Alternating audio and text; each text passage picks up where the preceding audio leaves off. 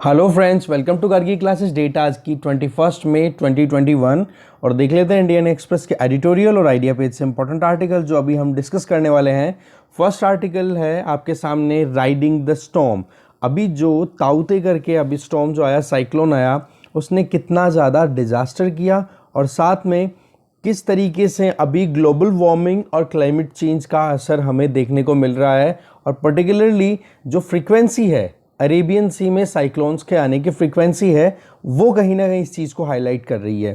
तो इस point of view से इस आर्टिकल को हम डिस्कस करेंगे। यह आर्टिकल बिल्कुल डिस्कस नहीं करेंगे, यूपी की पॉलिटिक्स है, आप देखना चाहो एक बार देख सकते हो।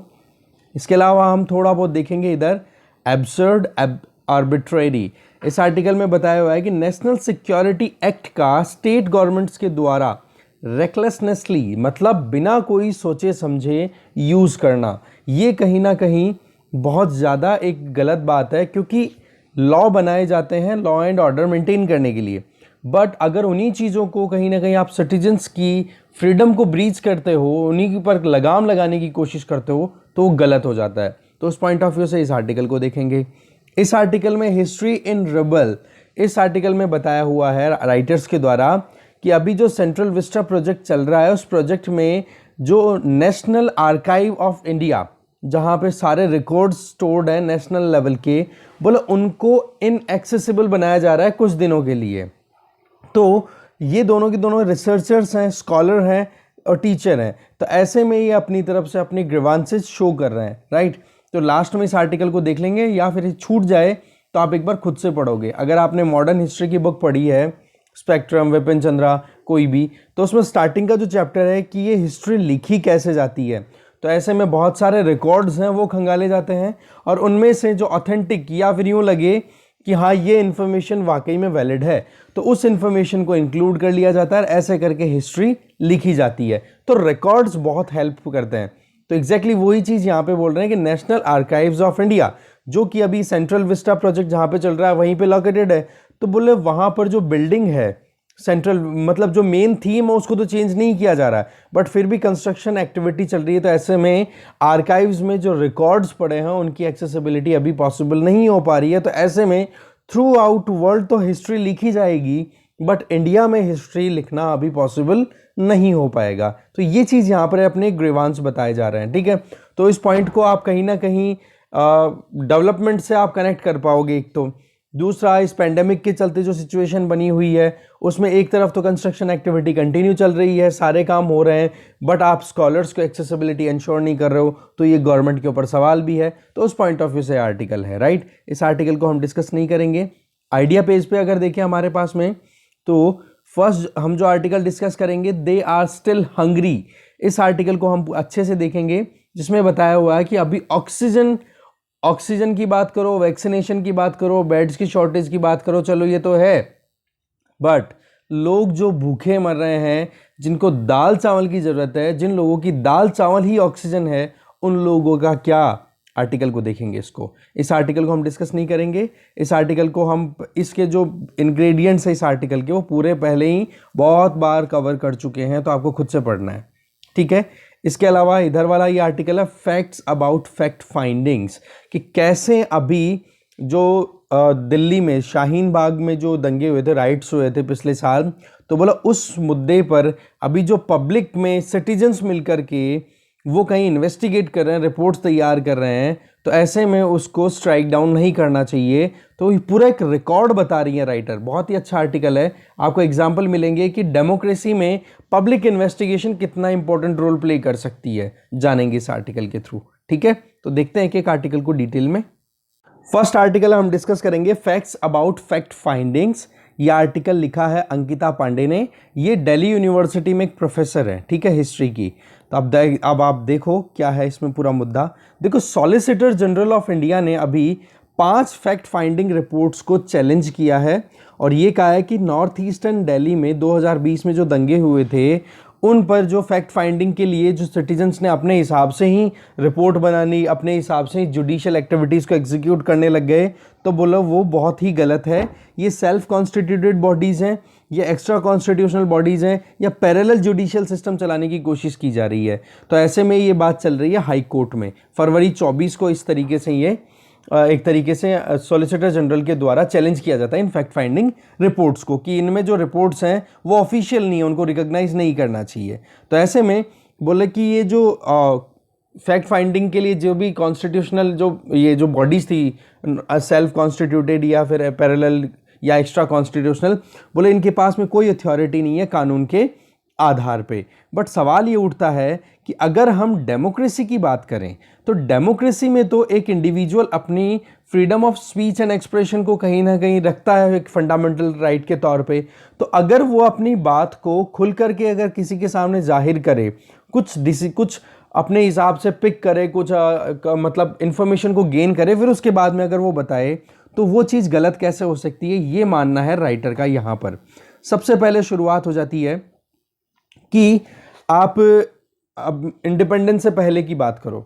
देखो एक चीज़ हमेशा ध्यान रखनी है हमें कि एक वर्ल्ड वाइड व्यू क्या है कि फैक्ट फाइंडिंग जो है वो एक राइट टू एडवोकेसी का हार्ट है। दैट मीन्स आप किसी के लिए अगर अपने स्टेटमेंट्स देना चाहते हो तो इसका मतलब आपके पास में आर्ग्यूमेंट्स होने चाहिए, आपके पास में फैक्ट्स होने चाहिए। तो ऐसे में किसी को भी, जैसे यहाँ पर अभी डेली राइट्स की बात कर रहे हैं, तो वहाँ पर अगर किसी के पक्ष को आपको रखना है तो आपके पास में फैक्ट्स होने ज़रूरी है। तो उसको लेकर के भी डेमोक्रेसी में अगर आपने ये राइट्स प्रिजर्व नहीं रखे तो फिर डेमोक्रेसी का एक्चुअल आइडिया जो है वो फेल हो जाता है। इसका फर्स्ट एग्जाम्पल यहाँ पर राइटर देना चाह रही हैं कि गांधीयन एक्सपेरिमेंट, जब चंपारण सत्याग्रह शुरू हुआ था 1917 में, तो वो किस बेसिस पे था? फैक्ट फाइंडिंग बेसिस पे ही था कि उन्होंने सच्चाई का पता लगाया और फिर उसके बाद में गांधी जी ने वहाँ पर जो इंडिगो पीजेंट्स थे उनको इंडिगो, जो कि बहुत मतलब इतना फायदे वाला सौदा नहीं था, इंडिगो से फ्री करवाया उनको कि हाँ भाई अब कल्टीवेशन इंडिगो की नहीं करनी पड़ेगी। तो होता क्या था, पीजेंट्स को फोर्सफुली ये कहा जाता था कि भाई आप इंडिगो की खेती करो, और ये कंडीशन थी टेनेसी की, जो वहाँ पे जमींदारी सिस्टम चल रही थी उसके चलते। तो कहीं ना कहीं बहुत मुश्किलें चल रही थी, और उस फिर इंडिगो प्रोडक्शन के बाद में उस पर इलीगल सेस भी लगाया जाता था, सरकार के द्वारा टैक्स भी लगाया जाता था। दूसरा, जो ज़मीनें हुआ करती थी वो ज़मींदारी में चली जाती थी, तो एग्जॉर्बिटेंट रेंट्स लिए जाते थे, बहुत ज़्यादा चार्जेस लेते थे किराए के तौर पे। तो ऐसे में कहीं ना कहीं बहुत मुश्किलें थी। तब जाकर के गांधी जी को जब ये इन्फॉर्मेशन मिलती है, ठीक है, और शुक्ला जी के कहने पे वहाँ पे पहुँचते हैं, फिर उसके बाद में गांधी जी ने अपनी ऑटोबायोग्राफी में कहा कि चंपारण सत्याग्रह जब किया गया था तो उसमें हमने मतलब कैसे भी करके कंडीशंस के बारे में इंक्वायरी करनी बहुत ज़रूरी थी, क्योंकि अगर हमारे पास में फैक्ट्स नहीं होते तो हम किस बेसिस पे सरकार के सामने हमारी बात को रख पाते। तो ऐसे में उन्होंने कंडीशंस की इंक्वायरी करने के लिए अपने खुद के बेसिस पे ही एक कमेटी बनाई, या फिर अपने साथ में वॉलंटियर्स को साथ में लिया और स्टेटमेंट्स के रिकॉर्ड तैयार करने शुरू कर दिए कि हाँ पीजेंट्स के स्टेटमेंट लेते हैं कि उनको क्या परेशानी है। तो एक तरीके से आप देखोगे कि कहीं ना कहीं ये भी तो एक इलीगल स्टेप ही था। बट फिर होता क्या है, गांधी जी ने जो भी फैक्ट फाइंडिंग की, अल्टीमेटली उनको फिर बाद में जो कमीशन स्टैब्लिश किया जाता है उस कमेटी में मेंबर बनाया जाता है, और फिर रिजल्ट निकल के आता है कि हाँ अब इंडिगो कल्टीवेशन का दबाव नहीं बनाया जाएगा इधर चंपारण वाले रीजन में। और इसका रिजल्ट क्या निकला कि लेफ्टिनेंट गवर्नर ऑफ बिहार के ऊपर दबाव बनना शुरू हो गया, और वहाँ पर लेफ्टिनेंट गवर्नर हुआ करते थे सर एडवर्ड गेट। तो उन्होंने फिर बाद में एक फॉर्मल इंक्वायरी के लिए कमेटी स्टैब्लिश की, जिसमें गांधी जी भी एक मेंबर हुआ करते थे। तो ग्राउंड लेवल पे पब्लिक मतलब सिटीजन्स के द्वारा अगर फैक्ट फाइंडिंग की जाती है तो वो कितना इफेक्टिव हो सकता है, पहला एग्जाम्पल। दूसरा एग्जाम्पल यहाँ पे दे रहे हैं कि कुछ सालों बाद 1917 में हुआ, 1919 की बात कर रहे हैं कि जलियांवाला बाग मैसेक्री हुआ, जिसमें हजारों लोग मतलब बिल्कुल निर्दोष लोगों को जनरल डायर ने फ्री फायर करवा करके और फिर उस अल्टीमेटली उनकी बहुत मतलब एक ज़बरदस्त तरीके से आप कह सकते हो कि हत्याकांड हुआ था उसमें, ठीक है।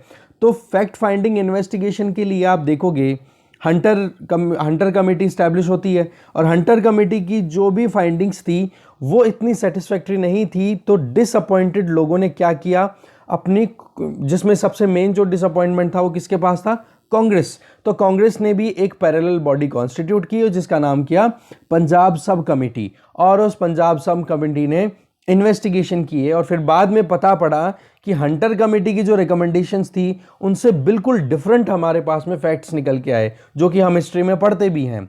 इसके अलावा 1924 में कानपुर कॉटन मिल में जो वर्कर्स थे उन पर पुलिस के द्वारा ओपन फायर किया जाता है, जिसमें 6 लोगों की डेथ होती है और इंजर्ड हो जाते हैं लगभग 58 वर्कर्स। तो इसकी इंक्वायरी में भी जब ये पता पड़ा ना कि कहीं ना कहीं जो मैनेजमेंट था, उस फैक्ट्री का मैनेजमेंट और पुलिस दोनों की मिली भगत थी, तो ऐसे में फिर फैक्ट फाइंडिंग के लिए कहीं ना कहीं एक अलग से ही इंस्टीट्यूशन, एक बॉडी बनानी पड़ी। तब जाकर के पता पड़ा कि ये कहीं ना कहीं बहुत ज़्यादा एट्रोसिटीज़ वहाँ पे चल रही थी। ठीक है, तो कॉलोनियल इंडिया के टाइम पे हमने फैक्ट फाइंडिंग के लिए ये रूटीन प्रैक्टिस देखी 2-3 एग्जाम्पल के तौर पे। तो बोला आज कहाँ मुश्किल आ गई, आज भी तो हम कहीं ना कहीं डेमोक्रेसी की, इंडिविजुअल के राइट्स की इनकी बात कर रहे हैं, तो ये प्रॉब्लम ऑब्जेक्ट नहीं करनी चाहिए। इसके अलावा अगर हम देखें, जैसे ही हम इंडिपेंडेंट हो जाते हैं, आज हम इंडिया के इंडिपेंडेंट सिटीजन्स हैं, राइट, तो fact finding investigation point of view से देखें तो पिछले कुछ दशकों में हमने देखा है, जैसे कि 1970 की यहाँ पे बता रही है राइटर एक एग्जाम्पल, कि fact finding investigation point of view से देखें तो एनकाउंटर किलिंग्स को एक्सपोज करना बहुत ज़्यादा इंपॉर्टेंट हो गया था जब 1970s में इमरजेंसी पीरियड के टाइम पे काउंटर इंसर्जेंसी ऑपरेशंस कंडक्ट करवाए गए थे नक्सलाइट मूवमेंट के अगेंस्ट में। ठीक है, तो उस टाइम पर आप देखोगे कि 1977 में Andhra Pradesh civil rights committee, ठीक है, कॉन्स्टिट्यूट की जाती है वीएम तारकुंडे के अंडर में। ठीक है, तो वो इन्वेस्टिगेशन करते हैं और लगभग 33 केसेस जो हैं वो आते हैं कि नक्सलाइट्स के अगेंस्ट में एनकाउंटर के चलाए गए। मतलब ये हो गया कि नक्सलिज्म जहां पे है, नक्सलाइट्स जो हैं बोलो उनको सप्रेस करने के लिए एनकाउंटर के 33 केसेस उन्होंने पता किए। तो आप देखो कि कितनी ज़्यादा रियलिटी वहां पर निकल के आती है। दूसरी तरफ आप देखोगे कि जो प्रिजनर्स थे इमरजेंसी के टाइम पे, फिर उन पर भी बहुत ज़्यादा एट्रोसिटीज़ देखी गई थी। तो ओवरऑल बात क्या निकल के आई कि अगर कहीं ना कहीं अगर फैक्ट फाइंडिंग पब्लिक के द्वारा भी की जाती है तो वो डेमोक्रेसी का ही एक इंटीग्रेटेड पार्ट है। ठीक है, और जब ये फैक्ट फाइंडिंग कंप्लीट हुई तो पता पड़ा कि 19 तो बिल्कुल निर्दोष लोग थे जिनको बहुत ही ब्रुटली, बहुत ही क्रूअली उनको मार दिया गया था। ठीक है, फिर ये रिपोर्ट जो थी ये प्राइम मिनिस्टर के पास में जाती है, प्राइम मिनिस्टर और होम मिनिस्टर के पास में, और प्रेस को भी दे दी जाती है। और फिर उसके बाद में आप देखोगे कमिटी के हिसाब से एक जुडिशियल कमीशन ने इन्वेस्टिगेट किया दूसरे एनकाउंटर केसेस को, क्योंकि एक कमेटी ने अपनी तरफ से एक ओपन किया ना कि हाँ वाकई में जितनी भी रियलिटी है वो रियलिटी नहीं आ रही है पब्लिक के सामने, तो वहाँ पर दबाव बन गया सरकार पे। तो फिर जुडिशियल कमीशन स्टैब्लिश किया जाता है दूसरे एनकाउंटर केसेस को इन्वेस्टिगेट करने के लिए। और आप देखोगे सेंट्रल गवर्नमेंट पे दबाव बनने लग गया, ऑब्लाइज्ड हो गई कि कहीं ना कहीं स्टेट गवर्नमेंट से सवाल किए जाए कि भाई आपने ऐसा क्यों किया, या फिर जो कुछ भी है उसके बारे में उन्होंने, सेंट्रल गवर्नमेंट ने जस्टिस वशिष्ठ भार्गव की हेडशिप में एक जुडिशियल इंक्वायरी कमीशन स्टैब्लिश किया। तो ओवरऑल पॉइंट क्या आ गया कि कहीं पे कुछ मिसिंग थे डॉट्स, तो उनको अगर ज्वाइन करके पूरी एक लाइन बनती है तो उन मिसिंग डॉट्स को अगर फुलफिल करने के लिए पब्लिक ही फैक्ट फाइंडिंग कर लेती है तो कुछ प्रॉब्लम नहीं होनी चाहिए। फिर अगला मुद्दा आता है 1987 का, एग्जाम्पल दे रही है राइटर यहाँ पे 1987 का, कि सिटीजन्स ने एक ग्रुप कॉन्स्टिट्यूट किया जिसका नाम था Indian people's human rights commission. उन्होंने इस पर्टिकुलर IPHRC ने बहुत सारे फैक्ट फाइंडिंग इन्वेस्टिगेशन कंडक्ट की और एक रिपोर्ट पब्लिश कर दी। फिर आप देखोगे 1990 में पीपल्स ट्रिब्यूनल है वो सेटअप किया जाता है, और वो भी 1992-93 के जो मुंबई राइट्स होते हैं, मुंबई के जो दंगे होते हैं, बाबरी मस्जिद का डिमोलिशन होता है, उससे रिलेटेड भी फैक्ट फाइंडिंग्स करते हैं। तो एक चीज़ यहाँ पर आप देखो कि कहीं ना कहीं फैक्ट फाइंडिंग्स का ट्रेंड है हमारे यहाँ पर, और उसका फ़ायदा भी मिला है, क्योंकि रियलिटी जब आती है ना सामने तो वो चीज़ कहीं ना कहीं ज़्यादा इफेक्टिव रहती है, बजाय कि देखो क्या ऑफिशियल डेटा बिल्कुल परफेक्ट होता है, इस पर हमेशा सवाल उठता रहता है। ठीक है, दूसरी तरफ अगर फैक्ट फाइंडिंग अगर पब्लिक के द्वारा की जाए, सिटीजन्स के द्वारा की जाए, तो ऐसे में फैक्ट फाइंडिंग में वहां पर 3-4 अलग अलग सिटीजन्स के ग्रुप अगर फैक्ट्स फाइंड कर रहे हैं और उनमें आपको कुछ मैचिंग डेटा मिल रहा है, तो ऐसे में कहीं ना कहीं रियलिटी के ऊपर आपको थोड़ा सा यूं लगेगा कि हाँ रियल है ये। आप देखोगे उस टाइम पर 2 जजेस की लीडरशिप में, 2 रिटायर्ड जजेस थे, उनकी लीडरशिप में ये मुद्दे को फाइनल आउट या फिर इसके बारे में फैक्ट्स ढूंढने का काम करने को मिलता है। मुंबई राइट्स वाले और बाबरी मस्जिद वाले, ठीक है। और सरकार के बॉम्बे और उधर देखोगे आप, सरकार के द्वारा BN श्री कृष्णा उस टाइम पे जस्टिस हुआ करते थे, उनकी लीडरशिप में सरकार ने एक इंक्वायरी कमेटी स्टैब्लिश कर दी। तो 2 इंक्वायरी कमेटी होगी, एक तो पब्लिक की जिसमें एक तो जस्टिस हॉसबैट सुरेश और जस्टिस दाऊद, ये दोनों मिलकर के इंक्वायरी कर रही थी, तो पब्लिक की तरफ से था इन्वेस्टिगेशन। और दूसरी तरफ BN Shri Krishna committee establish कर दी गई जो कि सरकार ने की। अब 2-2 हो गई। अब आप देखोगे कि कहीं ना कहीं 2 जजेस की इस कमेटी को पैरेलल इंक्वायरी करने के तौर पे कहीं ना कहीं ये कहा गया कि आप जो है वो जुडिशरी की प्रेस्टीज है उसको डाउन कर रहे हो, क्योंकि justice BN Shri Krishna government की तरफ से इन्वेस्टिगेट कर रहे थे। फिर आप देखोगे कि इस प्रेस्टीज को चैलेंज किया गया कि भाई ये कंटेम्प्ट चार्जेस लगाए जाते हैं इन दोनों जजेस पे। कौन कौन से?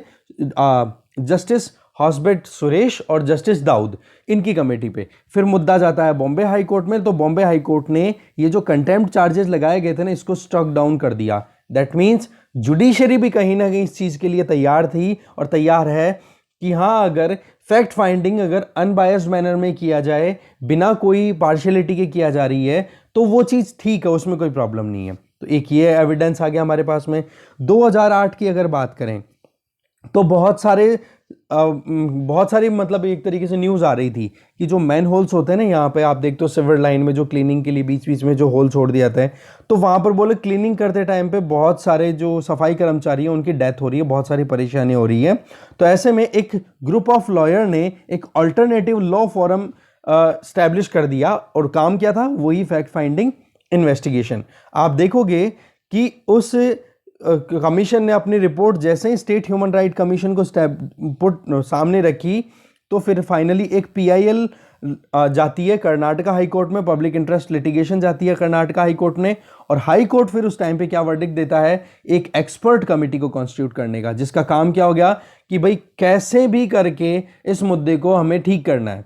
तो आप देखोगे कि Bengaluru water supply and sewerage board को अब कहीं ना कहीं दबाव में ला दिया गया, और उनको ये दबाव मिला कि अब जो है वो मैन होल क्लीनिंग है वो मशीन से की जाएगी, आप उसको प्रोक्योर करो। कितना फायदा हुआ? नंबर 2, जो भी फैमिलीज ने अपने अर्निंग इंडिविजुअल्स को, ठीक है, जो अर्निंग हैंड्स थे उनको लूज किया है, उनको आप कॉम्पनसेट करो। तो ये फायदे हैं कहीं ना कहीं फैक्ट फाइंडिंग्स के। तो ये केसेस क्या डेमोन्स्ट्रेट करते हैं कि अगर सिटीजन्स इंक्वायरी कंडक्ट कर रहे हैं और अगर रिपोर्ट पब्लिश कर रहे हैं पब्लिक डोमेन में, तो कहीं ना कहीं ये डेमोक्रेसी का ही पार्ट है। एक लीगल कॉन्शियसनेस है लोगों के अंदर, वो जानना चाहते हैं, वो सच्चाई को बाहर लाना चाहते हैं।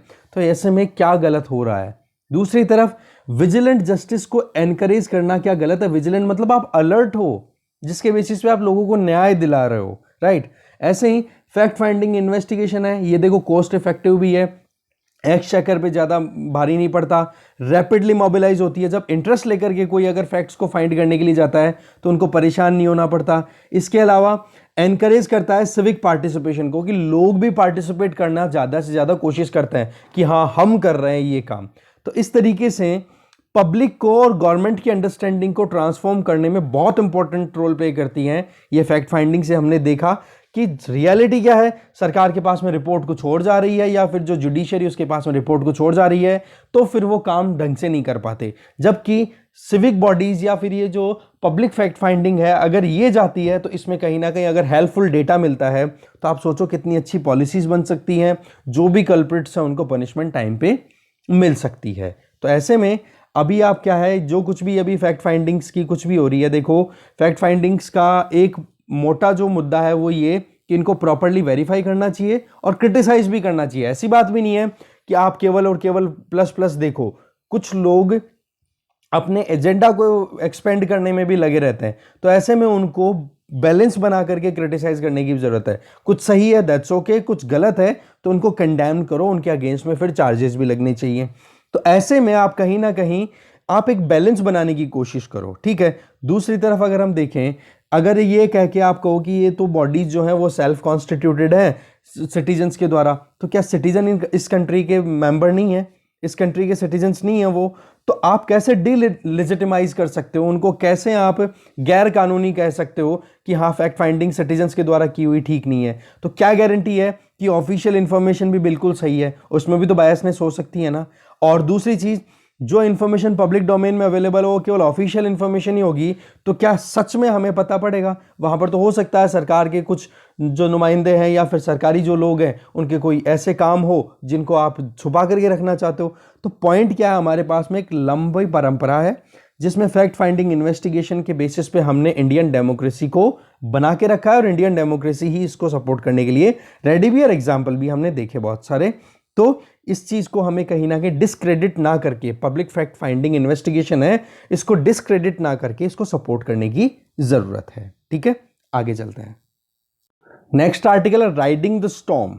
ठीक है, इस आर्टिकल में आप देख सकते हो एक तरफ तो कहाँ देश बीमारी से लड़ रहा है, तो दूसरी तरफ वेस्टर्न कोस्ट पर ताउते करके एक साइक्लोन आता है, जिसमें साइक्लोन जब लैंडफॉल करता है उसके पहले ही 75 से ज़्यादा लोगों की डेथ हो जाती है अलग अलग स्टेट्स में, जिनमें आप देख सकते हो केरला, कर्नाटका, गोवा, गुजरात और महाराष्ट्र में।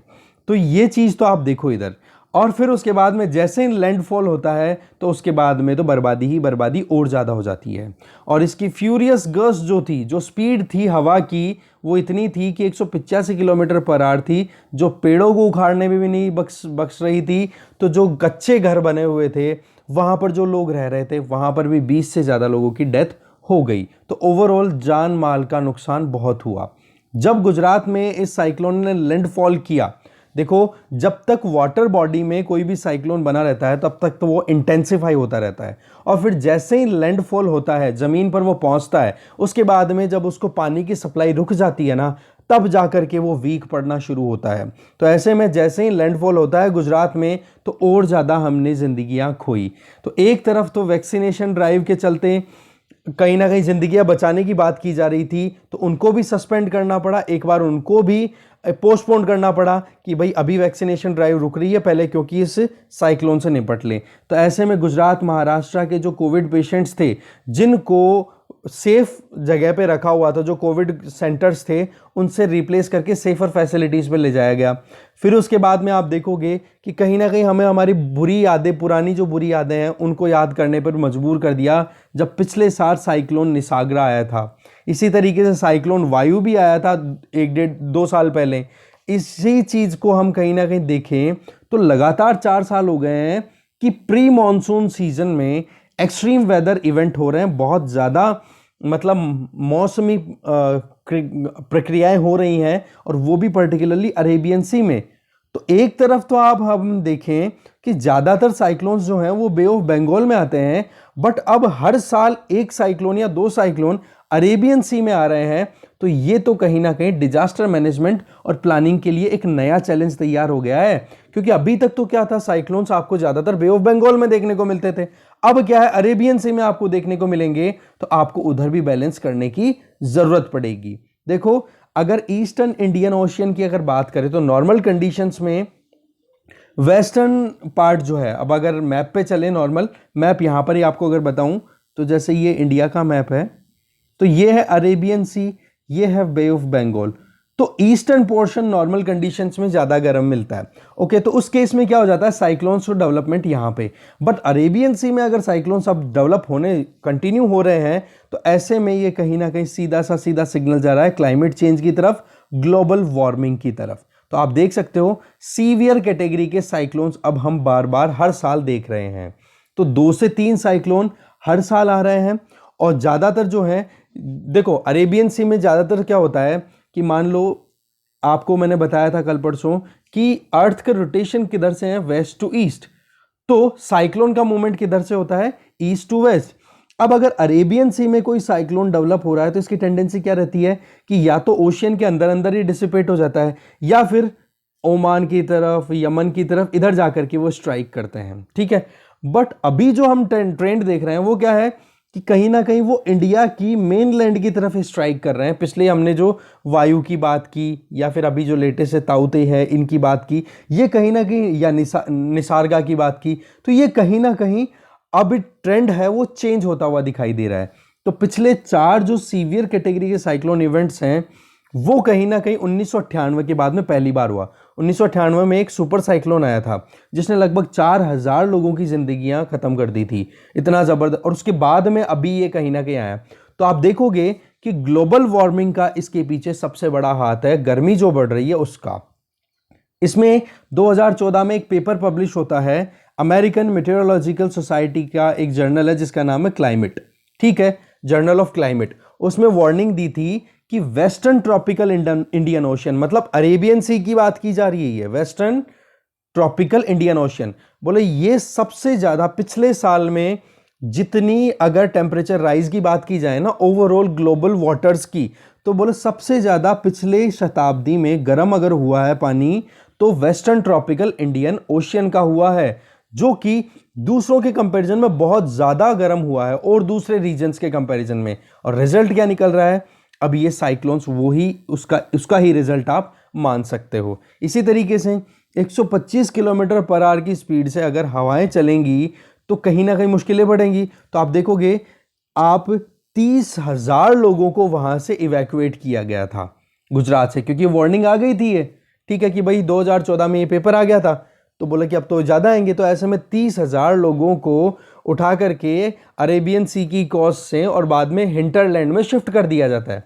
अब आप देखो कि एक तरफ तो अरेबियन सी में ये साइक्लोन्स बढ़ गए हैं और दूसरी तरफ इन लोगों को जब उठा करके वहाँ भेज दिया गया है हिंटरलैंड में 30,000 लोगों को, जो 2014 की बात है, वहाँ पर आज कहीं ना कहीं केसेस बहुत सारे आ रहे हैं, किसके, कोविड-19 के। तो दोनों तरफ से वो तो मौत हो गई उनकी।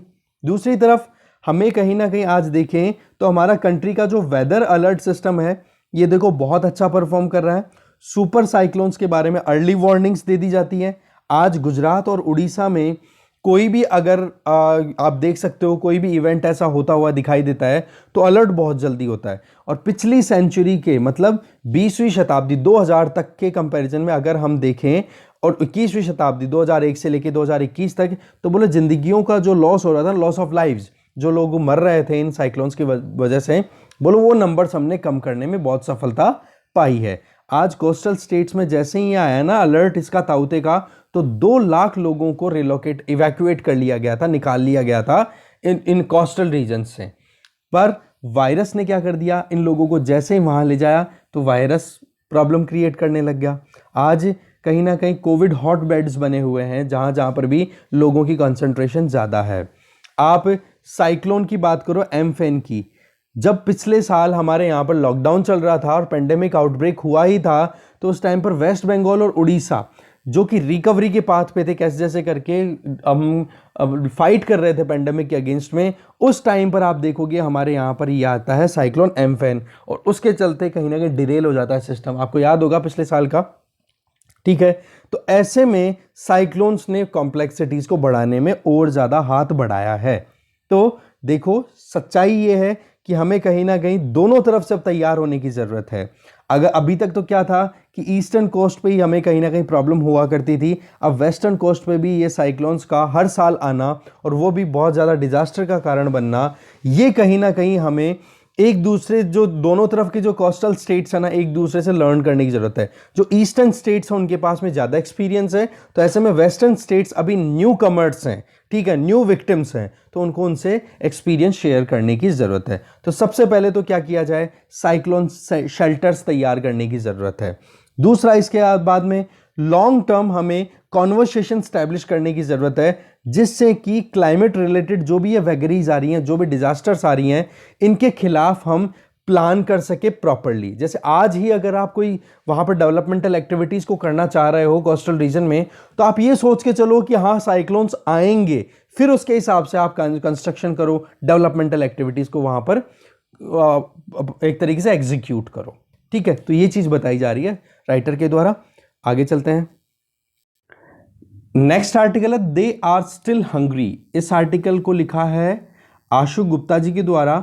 देखो, जब से सेकंड वेव आई है तब आपने यही सुना होगा कि बेड्स की कमी है, ऑक्सीजन की कमी है, बट राइटर यहाँ पे ये बोल रहे हैं कि हमें ज़रूरत है कि आप अटेंशन पे करो कि कितने लोग भूखे सो रहे हैं।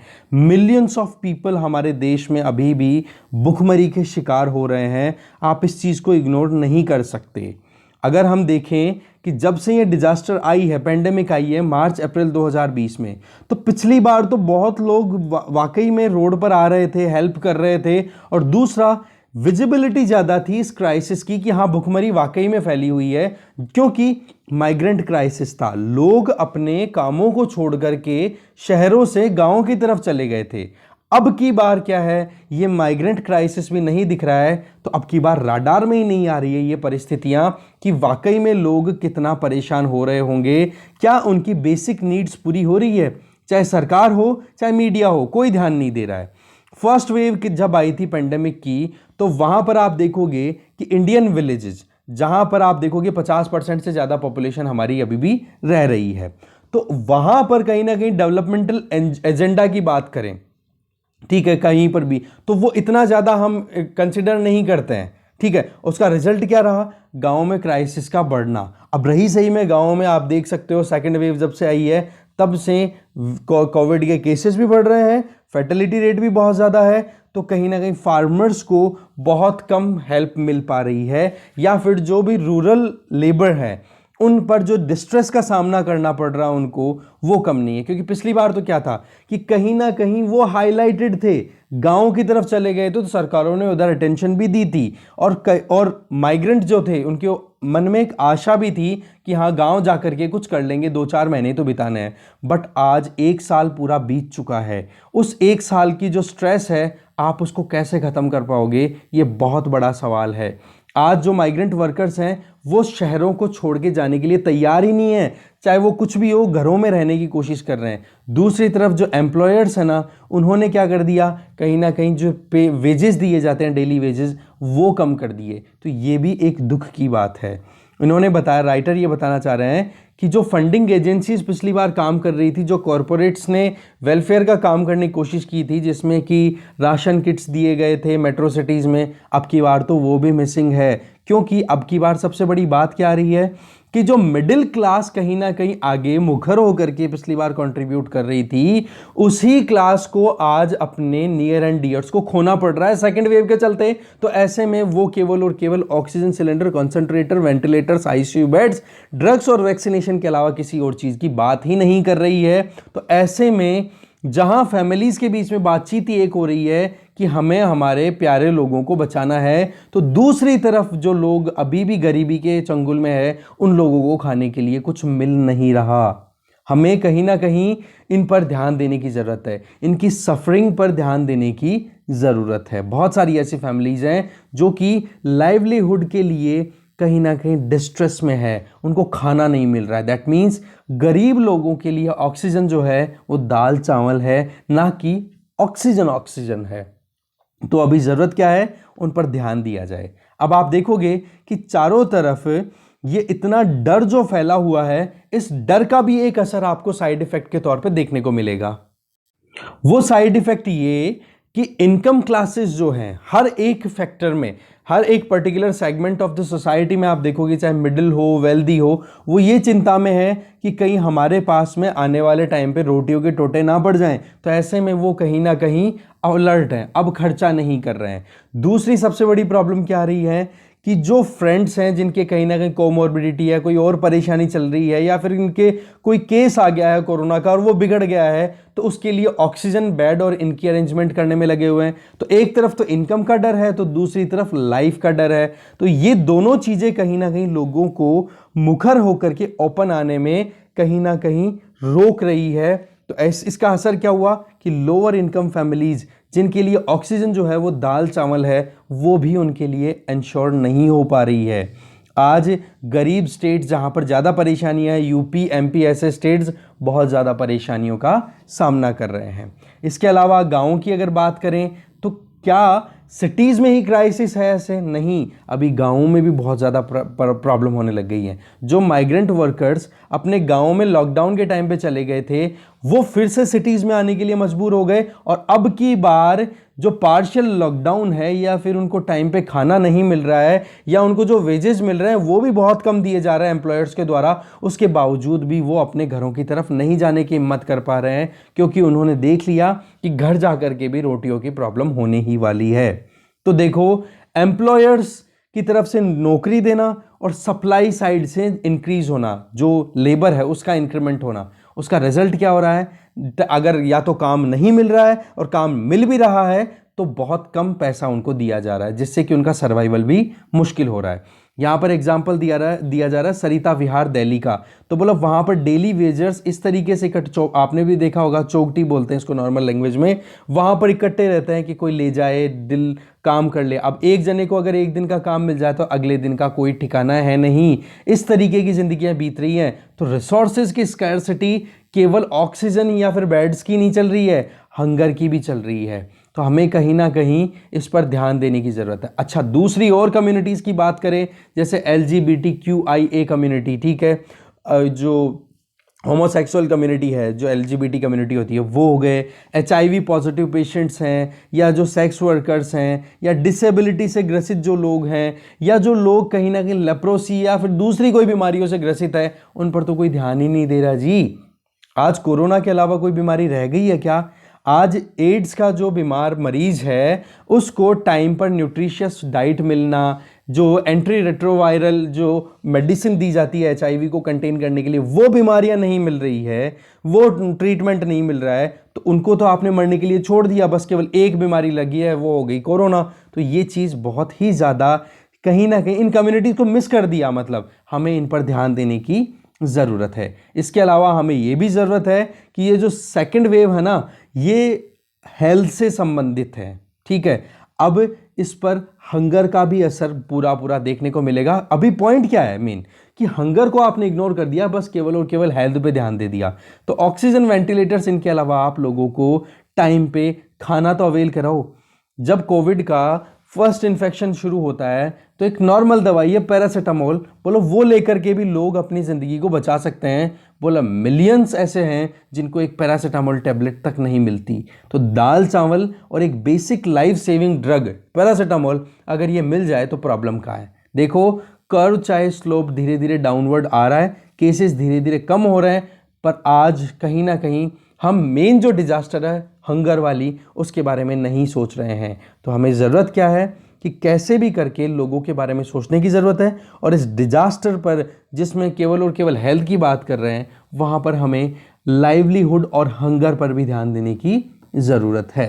वैसे तो हमने एक आर्टिकल देखा था एक्सप्लेन पेज पे, आपको पता होगा, जिसमें हमने बात की थी कि अब की बार शॉर्टेज नहीं है, ठीक है। जिस तरीके से 1943 का बंगाल फैमिन आया था, या फिर स्पेनिश फ्लू के टाइम पे आउटब्रेक हुआ था, तब जाकर के भुखमरी से लोग मरे थे। तो ऐसी प्रॉब्लम तो नहीं है, क्योंकि सरकार के पास में एक्सेस में फूड कॉर्पोरेशन ऑफ इंडिया के पास में अनाज पड़ा है, ठीक है। और राइटर का जो बैकग्राउंड है वो आप यहाँ पे देख सकते हो। आगे चलते हैं। नेक्स्ट आर्टिकल है एब्सर्ड आर्बिट्रेरी। इस आर्टिकल में बताया जा रहा है कि अभी नेशनल सिक्योरिटी एक्ट का मणिपुर की सरकार के द्वारा यूज किया जाता है, और वो भी कब?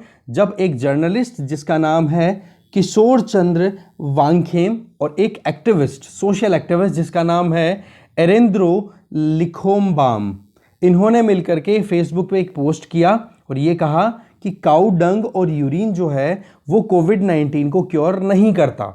इतने में आप देखोगे, और क्योर नहीं करता, और दूसरा बीजेपी के एक लीडर की वायरस की वजह से, कोविड-19 की वजह से डेथ हो गई। ये उन्होंने एक स्टेटमेंट दे दिया। अब आप देखोगे इस स्टेटमेंट को बहुत ही गलत तरीके से परसीव किया गया, और सरकार के द्वारा नेशनल सिक्योरिटी एक्ट का यूज करके और इनके अगेंस्ट में काम शुरू कर दिया। मतलब आप देखोगे कि जहां पर एक सुपरस्टिशन बेस्ड या क्वैकरी का मतलब आप समझ सकते हो एक डिसऑनेस्ट प्रैक्टिस, क्योंकि कोरोना की रियलिटी कुछ और है।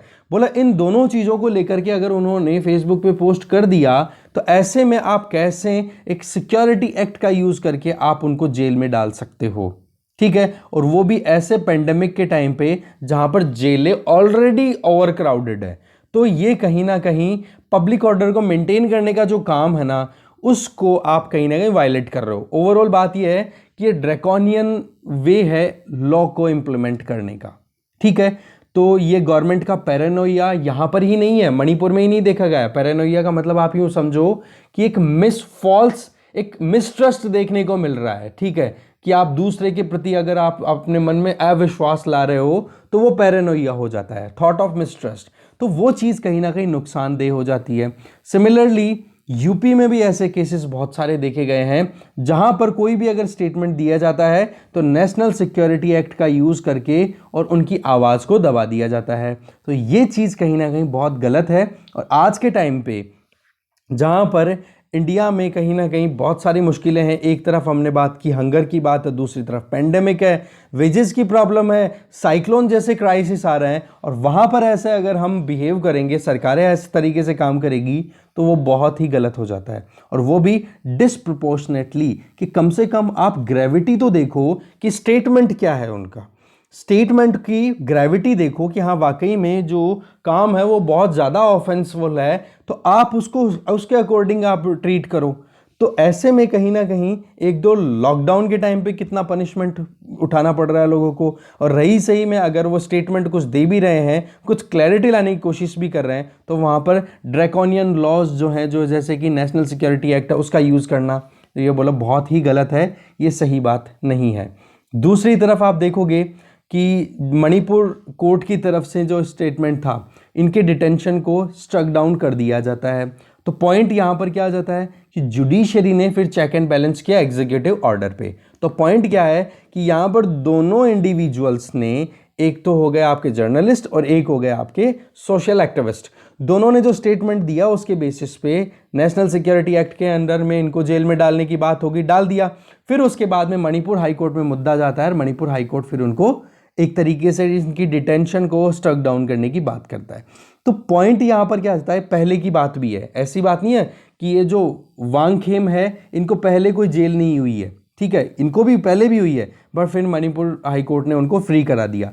तो पॉइंट क्या है, अल्टीमेटली आप कहीं ना कहीं मुश्किलें बढ़ा ही रहे हो खुद के लिए, ठीक है। इसके अलावा डिजास्टर मैनेजमेंट एक्ट के अंडर में भी बहुत सारे केसेस जो हैं वो चलाए जा रहे हैं अलग अलग स्टेट गवर्नमेंट्स के द्वारा, तो ये भी गलत है, क्योंकि डिजास्टर मैनेजमेंट एक्ट 2005 का, उसमें प्रोविजंस देखो कोविड-19 से रिलेटेड थे नहीं, बट क्या प्रोविजंस अभी दे दिए गए एग्जीक्यूटिव ऑर्डर्स के बेसिस पे कि भाई अगर कोई भी कोविड रिलेटेड, मान लो कि कोविड रिलेटेड जो भी इशू है या आपका जो बिहेवियर है उसको अगर आप फॉलो करते हुए नहीं दिखाई दे रहे हो, या फिर जो भी लॉकडाउन के टाइम पे सरकारों ने जो भी रूल्स डिक्लेयर किए हैं उन प्रोटोकॉल्स को अगर आपने फॉलो नहीं किया है तो आपके अगेंस्ट में सेडिशन चार्जेस लगा रहे हो, कभी क्या कर रहे हो। तो बोले ये चीज़ें बहुत गलत हो रही हैं, इन चीज़ों को जल्दी से जल्दी रोकने की ज़रूरत है, क्योंकि अभी सरकारें जो है वो कोविड-19 पेंडेमिक की सेकेंड वेव के सामने पस्त होती हुई दिखाई दे रही हैं। तो ये कहीं ना कहीं डाइवर्ट करने का तरीका है, ये बताया जा रहा है एडिटर के द्वारा। तो पॉइंट हमारा क्या है, लॉज का मिसयूज है ना, इसी पॉइंट ऑफ व्यू से आप इन आर्टिकल्स को देखोगे। ऐसा नहीं सरकार को बिल्कुल क्रिटिसाइज करना शुरू कर दो, ये तो एडिटर का ओपिनियन हमने देखा, राइट। बट कहीं ना कहीं हमें जानकारी होनी जरूरी है इन चीज़ों की, कि अभी कैसे कानूनों का मिसयूज किया जाता है।